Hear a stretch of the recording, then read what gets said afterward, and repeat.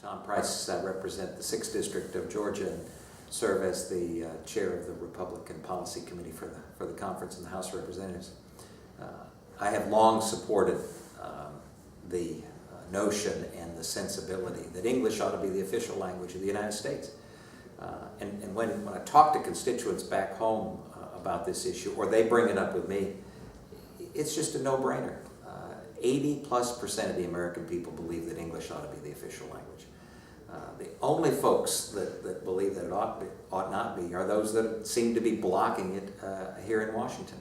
And it ought to be the official language for all sorts of reasons, whether it's the safety issues, the communication issues. Clearly, we had an incident just last week that pointed in one of the tragedies that occurred, one of the floods that occurred, where the safety personnel couldn't communicate with the person who was being rescued because they didn't speak English.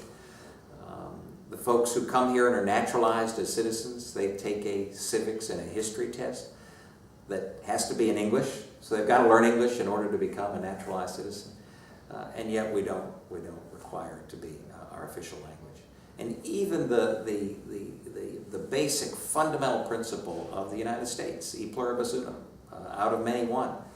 You can't have out of many one when you say there'll be more than one language. So it only makes sense, and it's confounding to me. Of course, I guess it's reasonable for Washington to see that there ought not be a reason to move forward with this, but it's confounding to me, and it's really troubling for my constituents and folks across this land who say English ought to be the official language of the United States. I know that 30 states, or maybe even a few more, have passed a law that says that English is the official language of their state.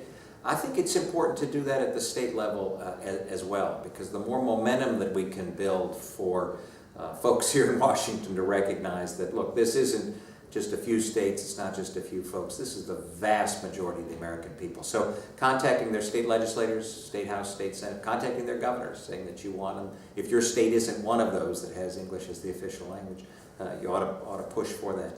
And then it's always important to contact members of the House of Representatives and the United States Senate. Get people on record, get them to commit to supporting English as the official language of the United States. And if they won't, make them explain why not.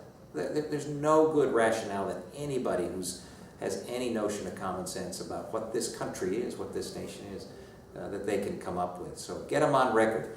And then, obviously, from a political standpoint, supporting groups that support English as the official language of the United States is incredibly important. Support them with your time, with your volunteer effort, with your monies if you're able to, with your resources. And then talking about it with your friends and your neighbors. Most of your friends and neighbors won't, they can't believe that it's not the official language of the United States. So when you raise their awareness of this issue, that helps build the momentum that's necessary to get this to be passed. So many things that oftentimes seem impossible to get done in Washington get done because people engage. So I can't tell you how important it is for folks to get involved in this process, to engage in this process, because the byproduct of having English as the official language of the United States is just so positive for every single community across our country.